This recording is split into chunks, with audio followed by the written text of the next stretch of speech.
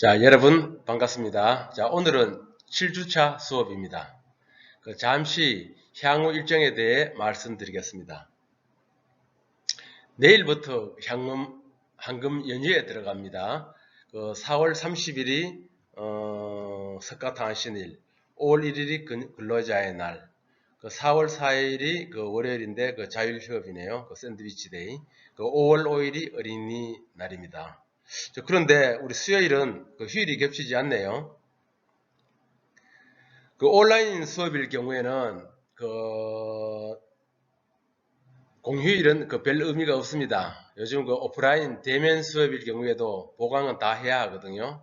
그래서 우리 지난 4월 15일 국회의원 선거와 그 전에 3월 18일 개교 기념일도 수요일이었습니다. 수요일이었지만은 우리는 계속 휴강 없이 진행하여 왔습니다.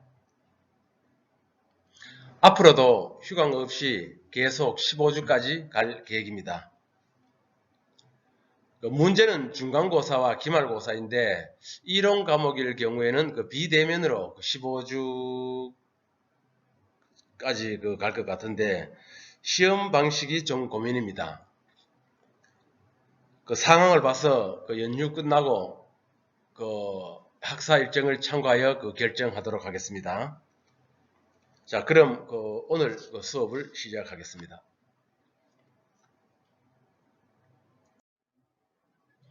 예, 지난주에는 유대인의 기업가 정신과 비즈니스 모델을 배웠다. 그죠? 유대인의 기업가 정신은 우리에게 아주 시사하는 바가 많이 있습니다. 유대인의 창업의 성공 신화에 대해서는 여러분들이 한 번 더 책을 읽거나 유튜브 이런 것들을 보면은 많은 정보가 있을 겁니다. 그리고 세계 억만장자인 유대인, 그리고 우리 경제관념이 투철하다라고 해서요. 그러니까 즉 우리가 배우고 있는 창업이나 성공 창업과 아주 관련이 있다는 것도 알아가 주시면 되겠습니다.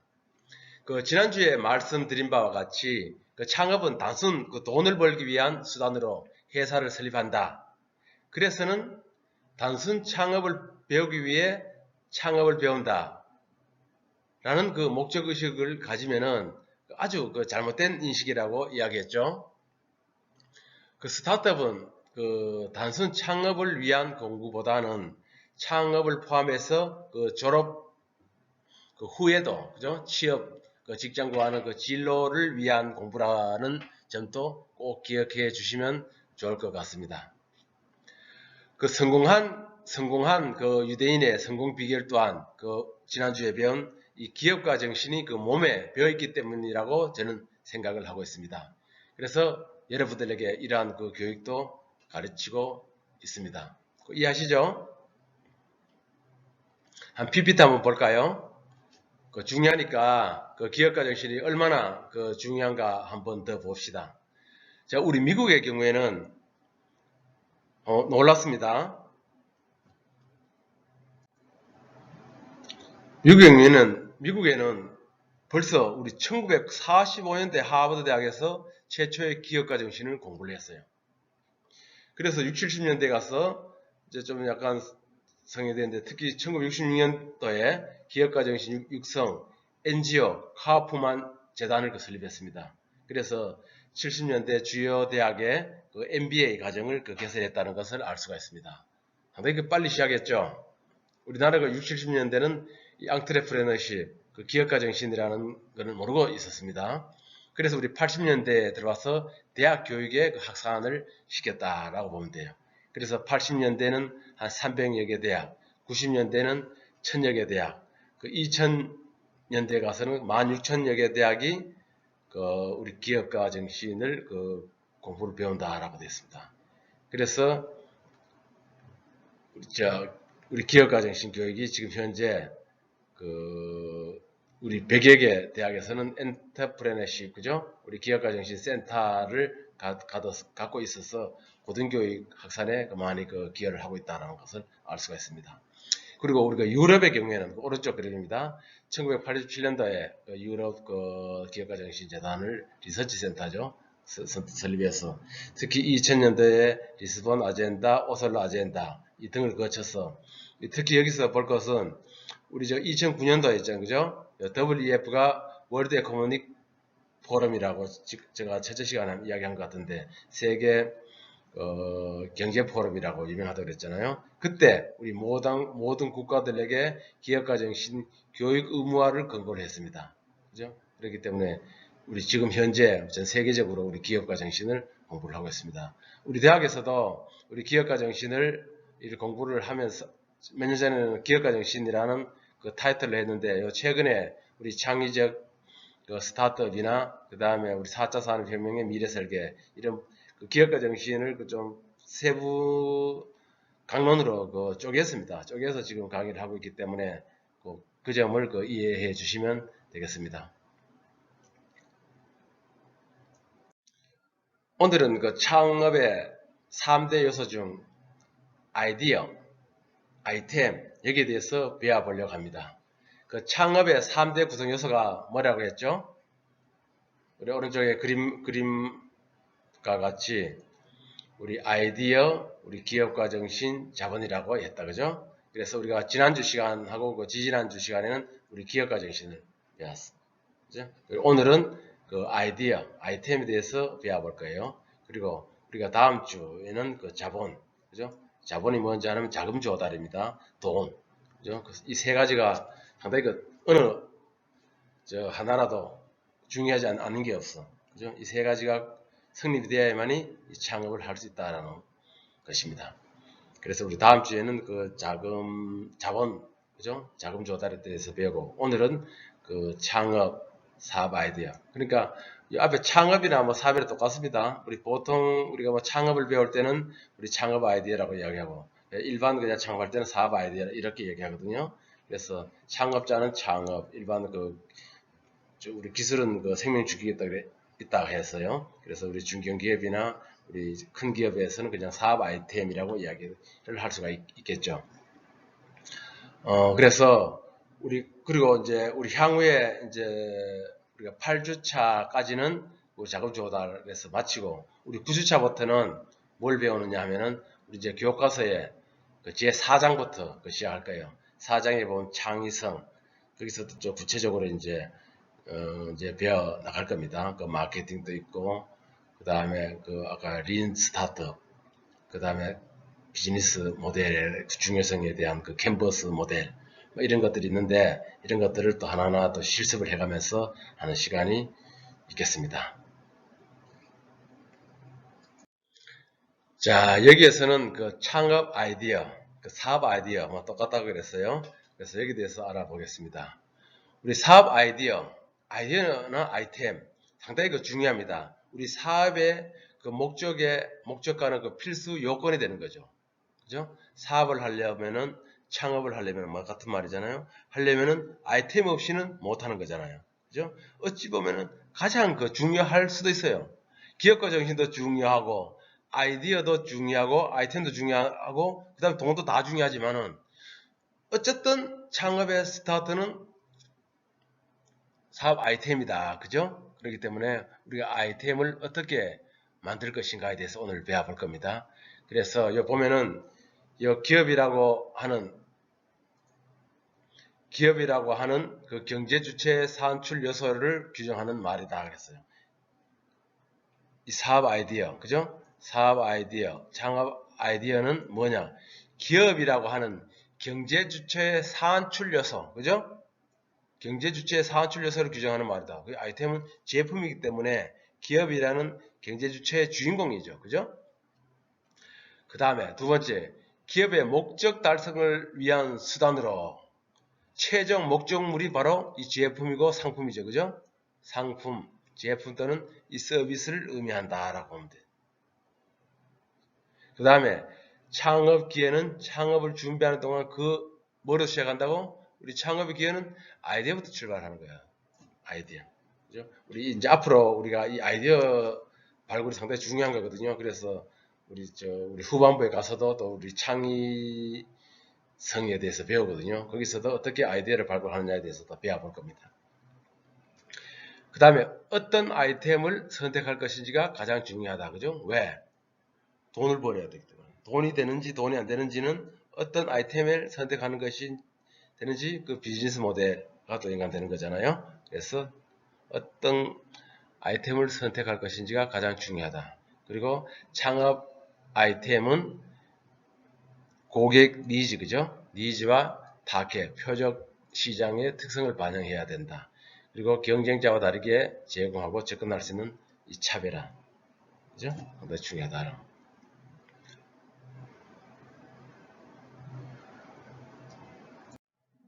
자, 여기에서는 그 소비자 지향적 마케팅에 대해서 한번 알아볼게요.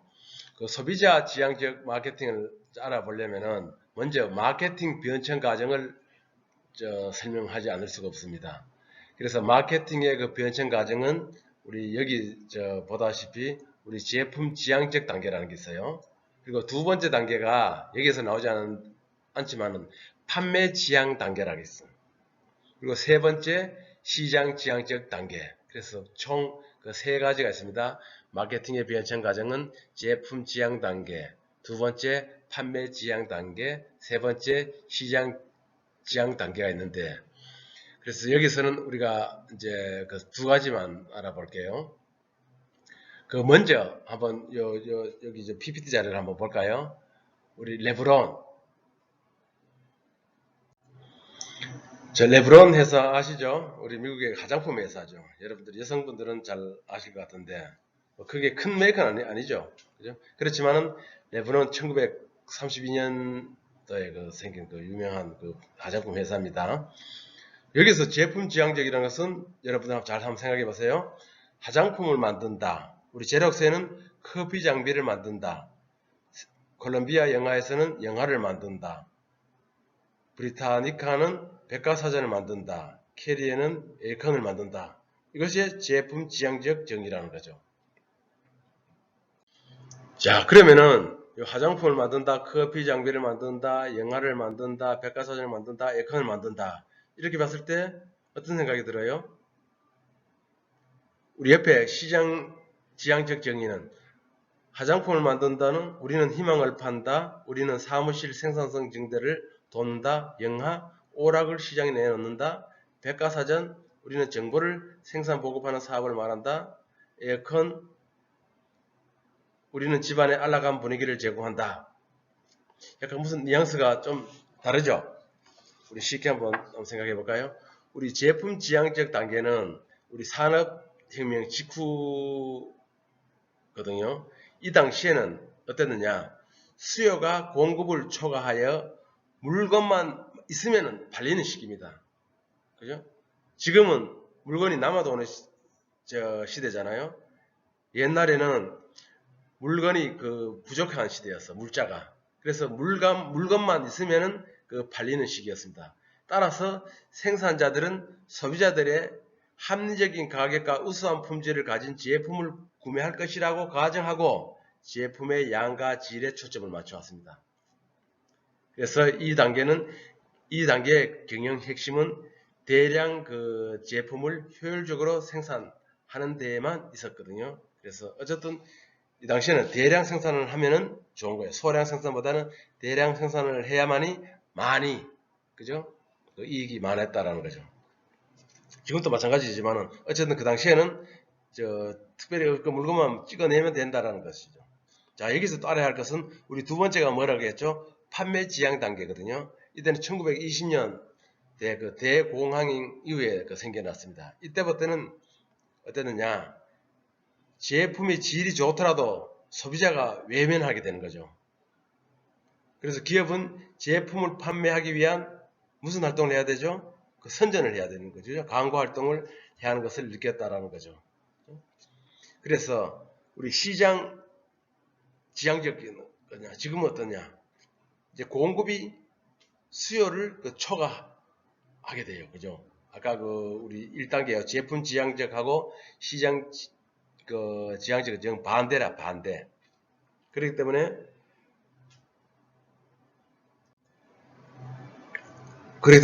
우리가 이 부분은 소비자 지향적 단계에서는 공급이 수요를 초과하게 되어 기업이 생산 시설 초과 상태에 이제 놓여지게 되는 거거든요. 그러나 그 판매 지향적 방법으로는 소비자가 물건을 더 이상 사지 않습니다. 여러분들 어떻습니까? 여러분들 지금 우리 옛날에는 있잖아요. 그죠? 여러분들의 지금 신고 있는 신발이 있잖아. 여러분들 70년대, 80년대만 해야 되지 않습니까? 우리 초등학교, 중학교, 고등학교 가면은 우리 60명이 한 반이었는데 한 반에 전부 똑같은 신발 신었어. 거진. 우리 교복을 입고 다녔잖아요. 교복에 신발도 거진 그 운동화가 거진 똑같은 그 신발을 신고 또 연필도 앉아. 여러분들 지금 우리 온라인 수업이지만 우리 오프라인 수업 때 제가 항상 이런 이야기 하지만은 우리 40명 앉아 있으면은 40명 우리 친구들이 전부 다 다른 필기도구를 갖고 있는 거야. 옛날에 80년대, 70년대는 어땠는지 알아요? 그 당시에 한 반에 60명, 70명이었는데 똑같은 모나미 볼펜을 갖고 필기도구, 필기를 하였단 말이야. 그때는 우리 아까 이야기했지만은 그 제품 지향적이죠. 볼펜만 만들어내기만 하면은 다 팔렸어. 근데 지금은 어때? 그 볼펜은 여러분들은 구입을 하잖아요. 그죠? 그렇기 때문에 우리 기업에서는 물건을 팔릴 수 있도록 소비자가 원하는 것을 제공하지 않으면은 이러한 우리 마케팅 판매 활동을 할 수 없다는 것을 알 수가 있습니다. 그래서 시장 지향 단계에서는 그 기업이 소비자가 원하는 것을 파악해서 그 필요를 효율적으로 충족시키기 위해서 모든 활동을 집중시키는 것을 말하거든요.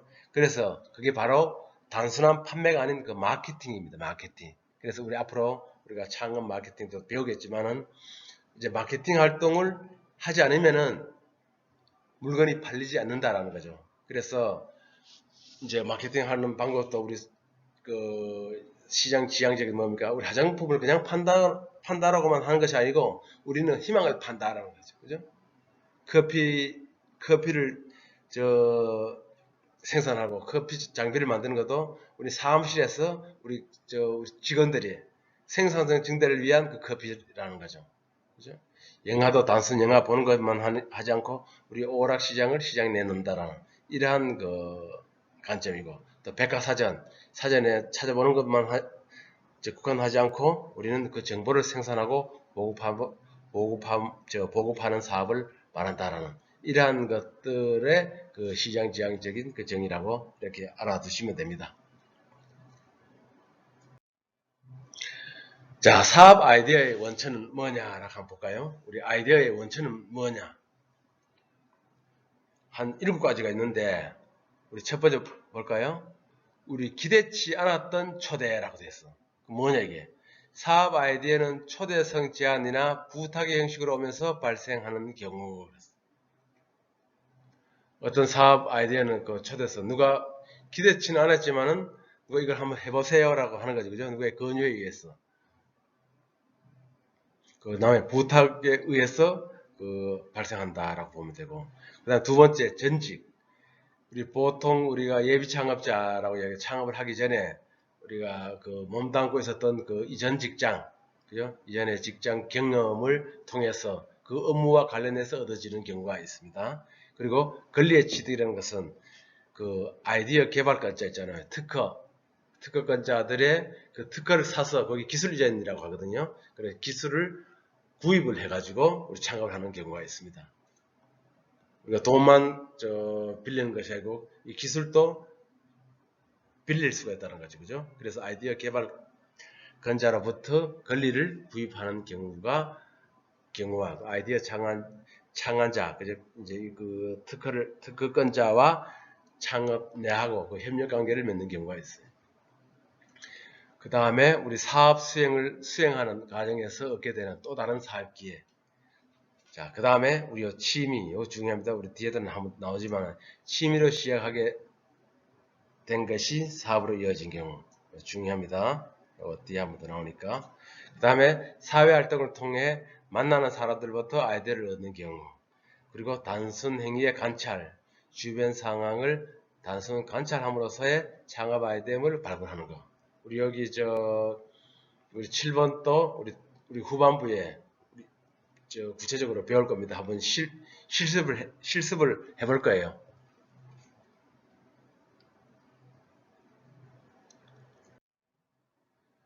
자, 우리가 사업 아이디어의 원천이라고 봤는데, 우리가 이제 미국 독립사업전국협회에서 설문조사를 한 게 있어요.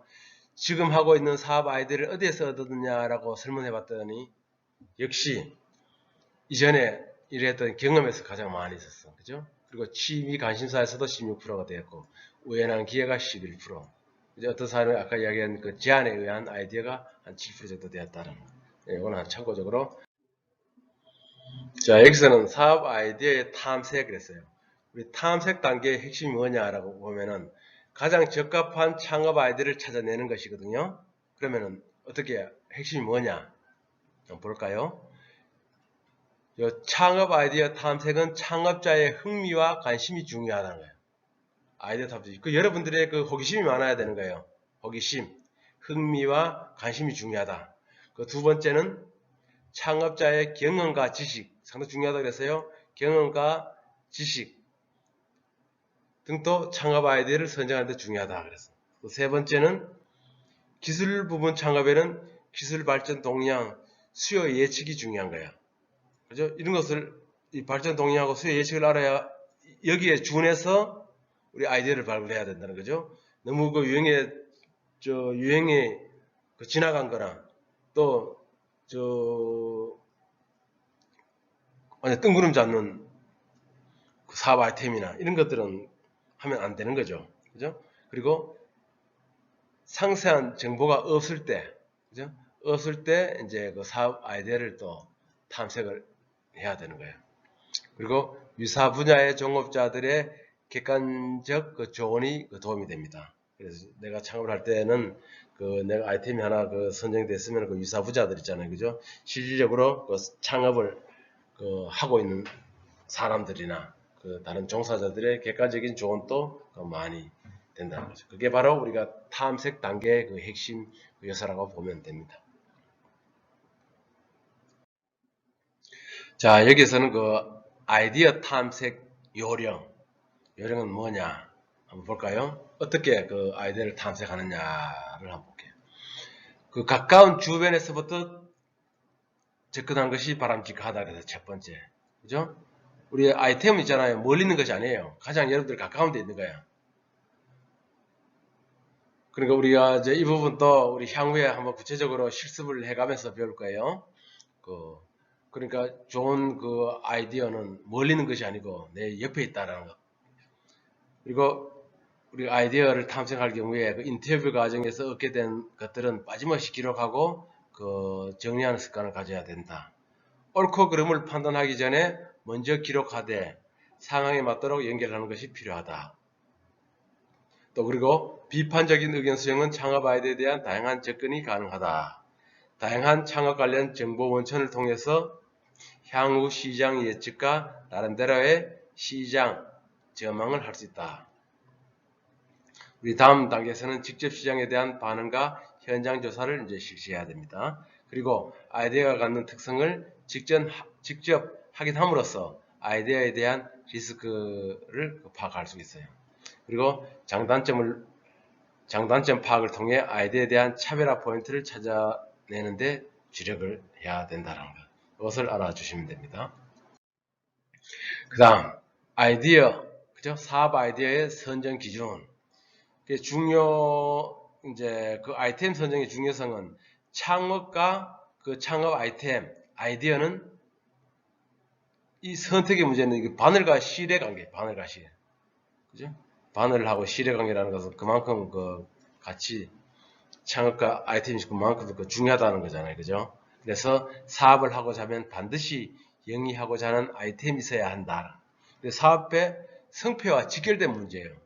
그래서 창업 아이템 선정이 상당히 그 심도 있게 선정을 해야 된다는 거지. 그래서 이게 이제 기본 원칙이 있거든요. 아이템의 기본 원칙이 있는데 뭐냐 볼까?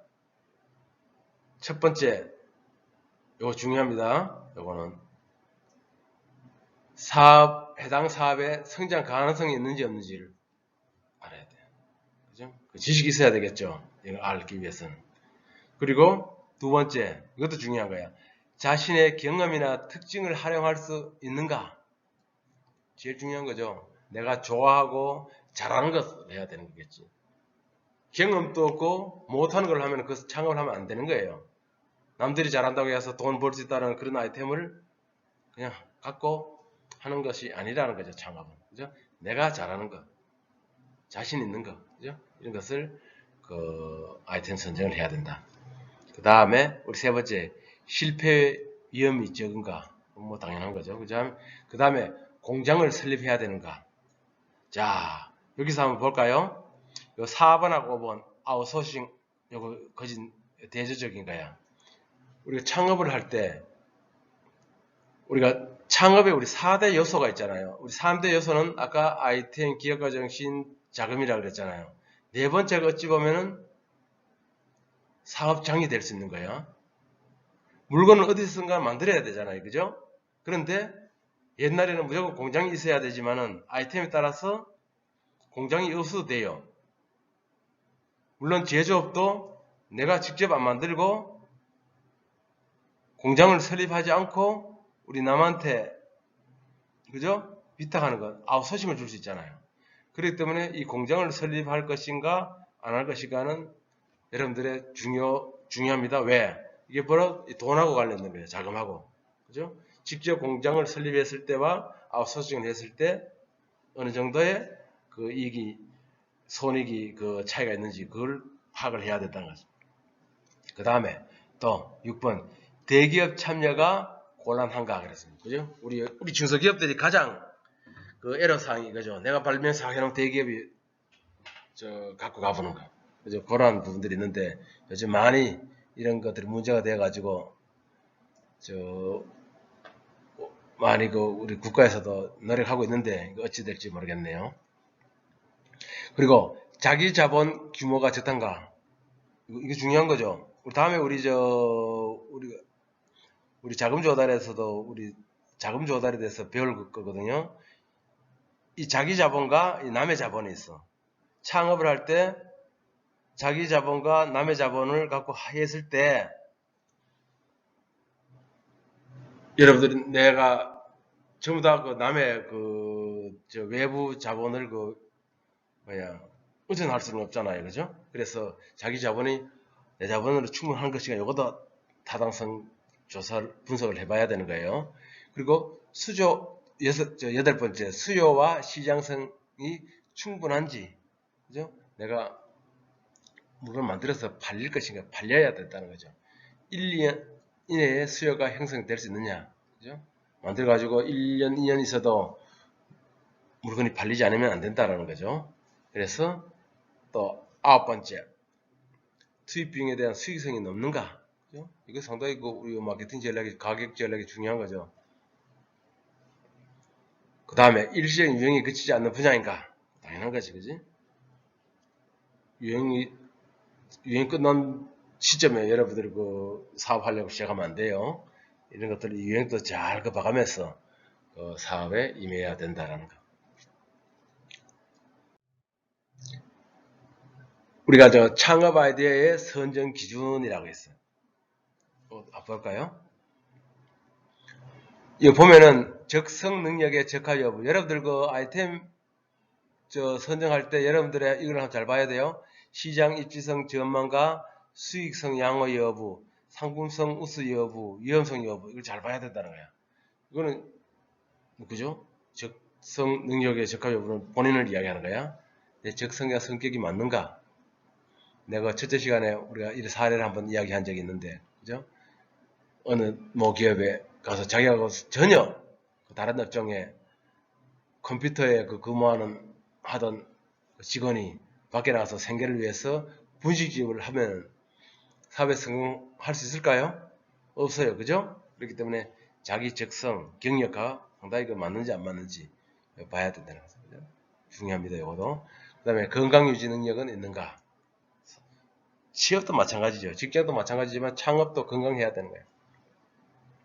그 다음에 해당 업종의 경험, 사업 수행 능력, 지식 유무, 그죠? 이런 것들이 전부 다 본인의 역량에 포함되는 거거든. 그 다음에 우리 해당 업종의 자금 조달 능력의 양호한가 이것도 봐야 되고.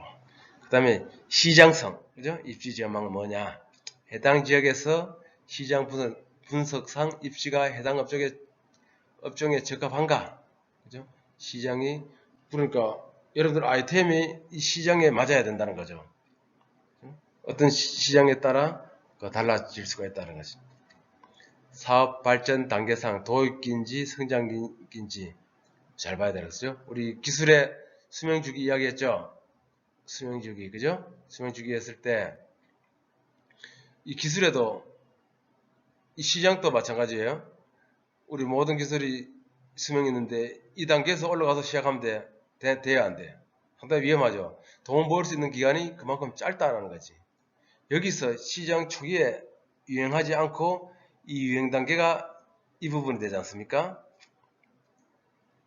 우리 유행 단계가 이 부분이 있기 때문에 이 부분에 이 초반 부분에 그 사업을 시작해야 되는 거예요. 그죠? 잘 될 때 이때 시작해가 하면은 돈 버는 기간이 상당히 짧아지는 거죠. 그죠? 짧기 때문에 사업 그 발전 단계상 어디에 있는지도 여러분들이 그 시장 분석을 잘 해봐야 되는 거예요. 그게 바로 똑같죠. 시장 규모가 커지고 있는지, 경쟁 현황과 전망은 양호한지 이런 것들을 보려면은 우리가 제품의 그 수명 주기 이런 것들도 잘 알아두어야 한다는. 그 다음에 수익성 양호 여부죠. 투자 비용에 비해 수익 전망은 양호한가? 돈을 적게 들고 돈을 많이 벌 수 있는가? 그죠? 그 다음에 손익분기점. 요 그냥 키워드만 알고 있으세요. 우리 다음 이게 중요하다 그랬어. 그죠? 손익분기점이 얼마이며 언제인가. 그 다음에 아까 우리 배아 똑같은 중복입니다. 2, 4년 이내에 흑자 실현이 가능할 것인가. 그 다음에 인테리어 공사 등 고정비가 권리금화에 유리한가. 자, 그 다음에 네 번째 상품 우수 여부거든요. 상품성이 우수한가. 고객 입장에서 가격에 비해서 유용한가. 그 가격 설정이 잘 되는지 보는 거예요. 그래서 고객에게 인기도와 경쟁력은 있는가. 그죠? 당연히 영업인 AS 가능 여부, 상품 조달, 공급의 용이성, 유통이죠. 그죠? 유통 관계가 잘 되어 있는지 그런 것을 보는 겁니다. 그 다음에 위험성 요소, 해당 업종의 인허가 문제, 이것도 상당히 중요합니다. 인허가. 이거 여기에서 잘못해서 그 사업에 성하지 못하는 사람들도 많아요. 그리고 경쟁업체와 거래업체의 분쟁 소지가 있는지. 뭔지 알아요? 이거 특허 있죠, 특허. 그죠? 지적재산권. 이런 것들의 그 소지 여부를 잘 봐야 돼요. 그러니까 아이디어 있잖아요. 아이디어를 개발하면 내 거야 되지. 남의 걸 갖고 훔쳐서 하면 안 된다는 거예요. 그죠? 남의 물건을 도매상에서 띄워서 내가 파는 건 괜찮지만은 이 제품 개발에 있어서는 남의 모방해가지고 남의 특허권이나 그런데 분쟁 소지가 있으면은 안 된다는 거예요. 사업을 다 해놓고도 이런 특허 그 분쟁에 말려서 망하는 사람들이 상당히 많이 있습니다.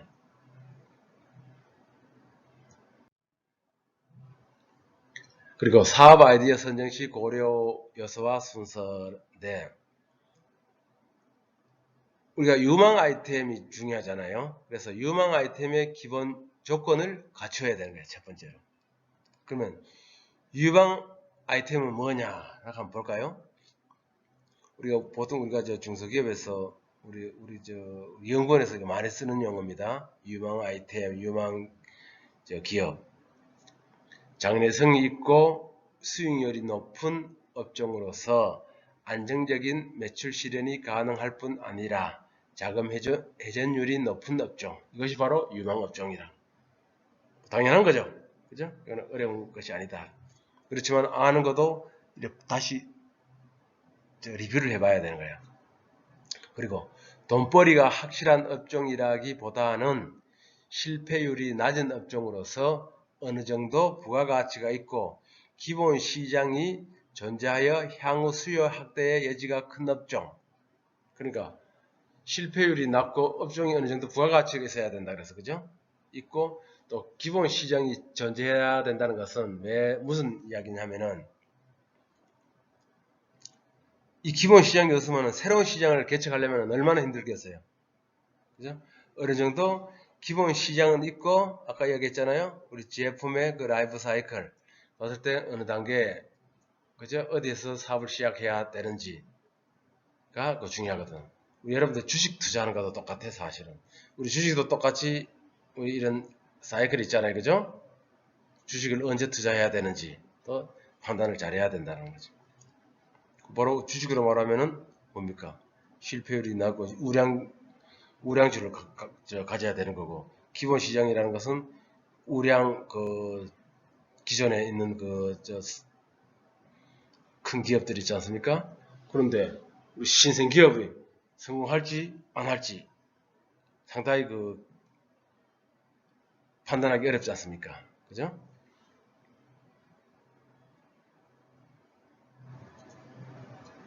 자, 그리고 이제 기본 요건을 갖췄는데 아까도 다시 합니다.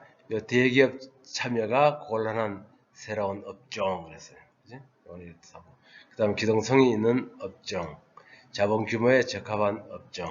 넘어갈게요. 용어만 들어봐도 알죠. 그 다음에 제품과 시장과의 적합성 그랬어요. 제품과 시장성의 적합성. 우리 앞에도 제가 언급했지만 신제품과 기존 시장, 기존 제품과 신시장의 결합은 성공 확률이 높은 반면에 신제품, 신시장, 기존 제품의 결합은 실패 확률이 높은 편. 이거 이해 잘하세요? 요거 이해하시라고.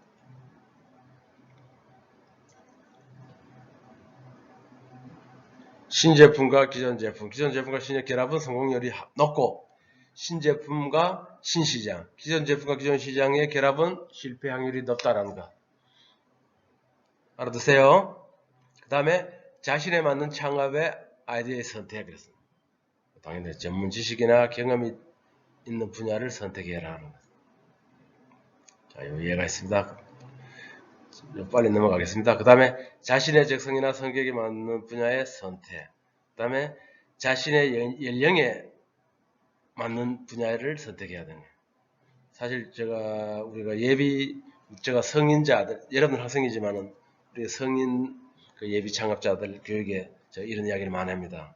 사실 그 연령과 그 창업 아이템과 맞는 부분들이 상당히 많아요. 특히 우리 요즘 제가 3D 프린팅이나 드론 창업 과정을 제가 운영하고 있거든요.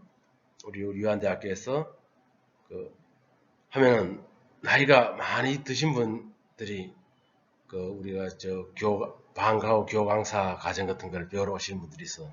그럴 때 예를 들어서 초등학교, 중학교 강의를 하는데 연령대가 좀 중요하지 않습니까? 그죠? 이러다면 좀 약간 차별하는 것 같지만은 그래도 젊은 초등학생, 중학생 할 때는 젊은 여러분들과 같은 학생들이 교육 사업에 들어가는 것이 좀 더 적합하다라고 보거든. 그래서 어쨌든 이런 자신의 연령과 맞지 않는 부분들이 좀 선택하는 부분들이 좀 있는 것 같아요. 이런 것들도 좀 알아두시고. 그리고 우리가 첫 번째 시간에 우리 창업자의 성격 조사를 해야 된다고 했잖아요. 그래서 제가 이거 아직 조사를 못했는데 여러분들이 우리가 다음 주 우리가 7주차 끝나고 우리 8주차에 들어가기 전에 7주차 끝나고 나서 우리 성격 조사를 한번 해봅시다. 그죠? 그거는 제가 과제로 하던가 해가지고 여러분들이 어느 형인지 조사를 하다 보면 어느 형의 창업 성격과 모형이 있거든요. 어디에서 해당되는지를 알아야 되기 때문에 꼭 필요한 조사거든요. 그래서 그것도 한번 해보는 걸로 하고 지금 온라인 수업이다 보니까 약간 좀 이러한 부분들이 좀 맹점이네요. 그래서 여러분들이 이 아이디어형인지 저돌적 추진형인지 사고형인지 소극형인지 그죠? 다음에도 나오는 거 연구형인지 원칙주의형인지 인형인지 이런 것들이 있거든. 이런 것들이 뭐냐면은 이게 바로 이 적성에 맞아야 된다는 거지. 아까 앞부분에 제가 또 슬라이드를 돌릴 수가 없기 때문에 연구형만 한번 봅시다. 내향적이고 침착하고 연구심이 강한 성격은 그 지식사업에 적합한 거예요, 당연히. 그렇기 때문에 예를 들어서 학습, 교재, 대여잡이나 학원잡이나 독서실, 그 창업, 그 경영 컨설팅, 이런 것들을 할 수 있고, 원칙주의는 원칙을 선호하는 유형은 공급자 중심 사업에 어울린다라고 되어 있거든요. 그래서 전기 또는 주택 수리업, 청소 영업용, 자동차 수리업용 이런 것들이 하나. 인내는 다소 사교적이고 인내심이 강하며 끈기가 있는 성격이 된다. 그래서 전문 음식점이나 배달 음식점, 택배업 등이 따라 이런 것들이 조사를 하면 보면 자기 내가 어디에 해당되는지 보면 돼요. 그리고 아이디어 그 사업 아이디어 선정 순서는 뭐 그냥 이렇게 한번 읽어보세요. 천천히. 지금 시간이 얼마 안 남았기 때문에 이런 것들은 계속 우리 앞으로도 계속 나와요. 나오니까 이제 넘어갑시다. 자, 창업 아이템 발굴의 중요성입니다. 자, 요거 좀 중요하거든요.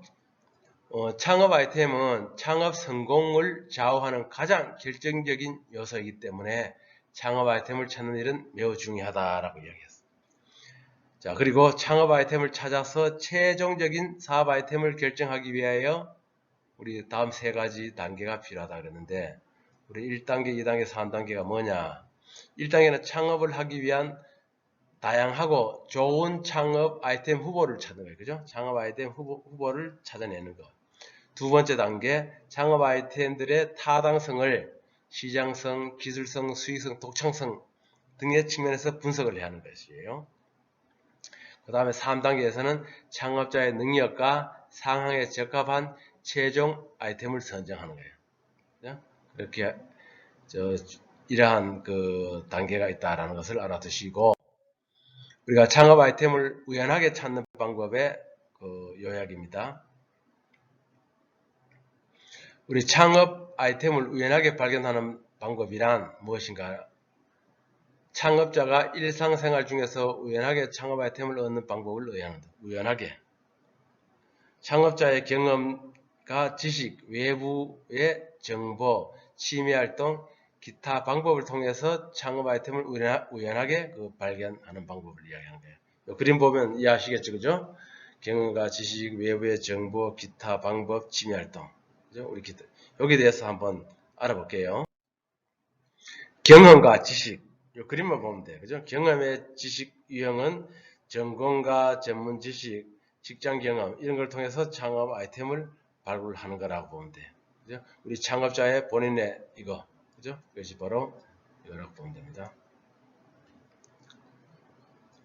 자, 두 번째, 외부 정보 활동.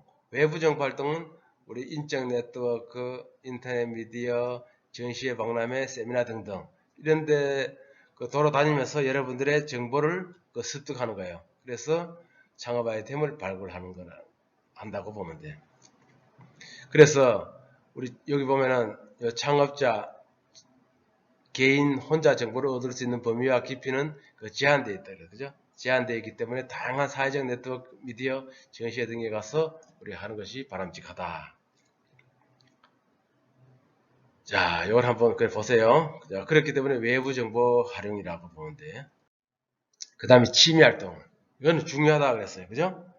저는 이 세 가지 중에서도 가장 창업에 성공할 확률이 높은 것이 바로 나는 이것이라고 생각해요. 왜? 내가 잘하는 거기 때문에. 그 개인의 취미나 관심 활동에 몰입하다가 자연스럽게 전문 지식을 갖게 되고 다양한 아이디어를 접하면서 자연스럽게 창업 아이템을 얻게 되는 경우를 의미하는 거예요. 그죠? 그래서 오래 기간 동안에 특정 분야에서 취미 활동을 하게 되면은 자연스럽게 그 분야의 특성, 관련 업계의 동향, 고객의 니즈, 제품 서비스, 제조, 유통 등에 대해서 전문가적인 암호를 갖추게 되는 거잖아요. 그래서 창업에 관한 많은 아이템을 찾을 수 있고, 특히 최근에는 블로그 형태의 커뮤니티나 SNS를 통해서 자연스럽게 창업에 관한 아이템을 찾는 경우가 많이 있습니다.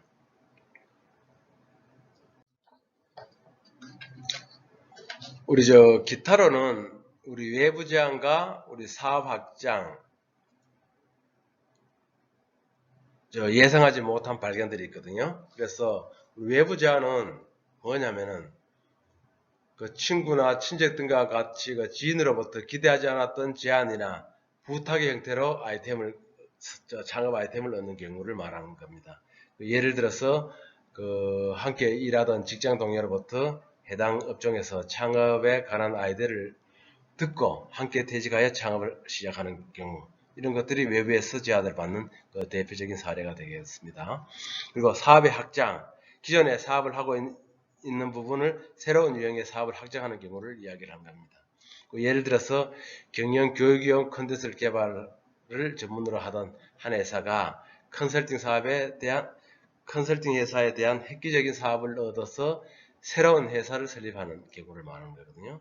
그리고 예상하지 못한 발견. 여기서 보면 우리 3M의 포스트잇도 우리 실패한 실험에서 아이디어를 얻어냈다라는 것을 여러분들 알고 계세요? 오늘은 그 사무실에서 가장 많이 보이는 물건 중에 그 포스트잇에 대한 그 유래를 한번 볼게요. 우리 초창기에 그 3M은요, 그 접착제, 테이프, 비디오, 오디오에 들어가는 테이프, 복사기 등을 만드는 회사였습니다. 그래서 3M의 그 스펜서 실버라는 연구원은 강력한 접착제를 개발하던 중 접착력도 떨어지고 점성도 약한 그 접착제를 만들었습니다. 이도 저도 아닌 그 실패한 그 발명품을 어디에도 쓰기도 뭐해서 고민했지만은 스펜서 실버는 그래도 이왕 이렇게 된 거 발표를 한번 해보는 것으로 마음을 먹고 3M 사내 기술 세미나에 가서 그 실패한 제품을 발표를 했다고 합니다. 혹시 하는 마음에 발표를 했지만 역시나 반응은 냉랭했답니다. 그래서 실패작을 눈여겨본 한 사람이 있었으니 같은 3M에 근무하는 아트라이, 그죠? 아트라이라는 사람이었어요. 그래서 그 사람이 교회 성가대로 활동하던 아트프라이는 자신이 부르는 찬송가 책갈피 꽂아 두곤 했는데 그게 자꾸 떨어지더래요. 책갈피가.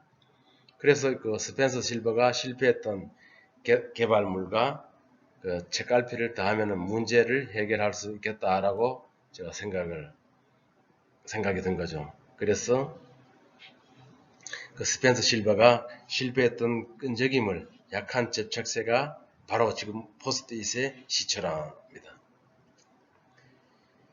그 이후에도 그리 큰 반응을 얻지 못했지만 스펜서 실버와 아트 프라이는 좌절하지 않고 상사에 보고할 때마다 포스트잇의 추가 내용을 기재했고 상사 역시 거기에 의견을 남기기 시작했답니다. 그리고 여러 회사의 그 비서실에는 이 포스트잇을 보내어 사용하게 되었는데 예상외로 많은 사람들이 좋은 반응을 보였다고 합니다. 이것이 바로 우리 포스트잇의 메모지의 유래랍니다. 우리가 몰랐던 필요로 알게 해줬다는 점과 끝까지 포기하지 않고 포스트잇을 알렸다는 점, 그것이 바로 지금의 포스트잇을 익게 하는 원동력이었겠죠. 또 한 가지 여기서 기억할 것은 다들 접착 메모를 포스트잇이라고 부르잖아요. 이 포스트잇은 브랜드 이름이지 제품의 명칭이 아니거든요. 그래서 3M의 접착 메모지 포스트잇이 가장 유명해서 그렇게 부른 거예요. 그리고 우리 국내 회사인 프린터텍의 스티키 노트라는 브랜드로 접착 메모지를 출시하는 중이랍니다. 이처럼 강력한 힘을 가진 브랜드는 제품군 전체를 대변하기도 했는데 3M의 또 그 셀로판 테이프이죠. 셀로판 테이프 브랜드 스카치도 대표적인 사례예요. 흔히 우리 셀로판 테이프가 우리가 스카치 테이프라고 이야기하잖아요. 이것도 그 우리 브랜드가 가진 힘이라고 볼 수가 있습니다.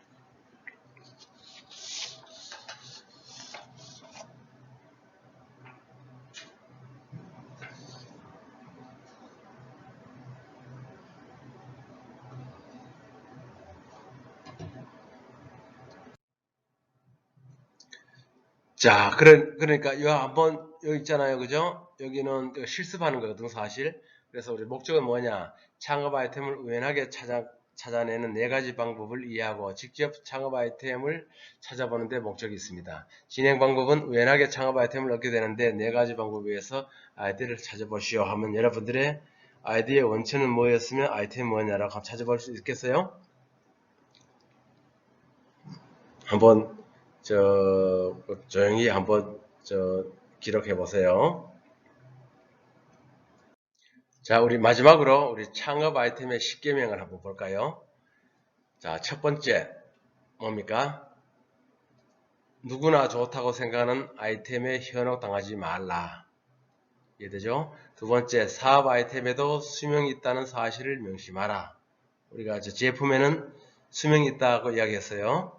그 다음에 우리 현재 직장을 중시하라. 그 다음 네 번째, 단계를 밟아 사업 아이템을 선정하라. 다섯 번째, 유행성 높은 사업 아이템이나 미확인된 사업을 경계하라.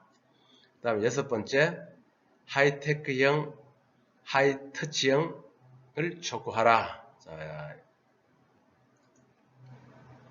자, 하이테크형과 하이터치형과 하이테크형. 이거 한번 보세요.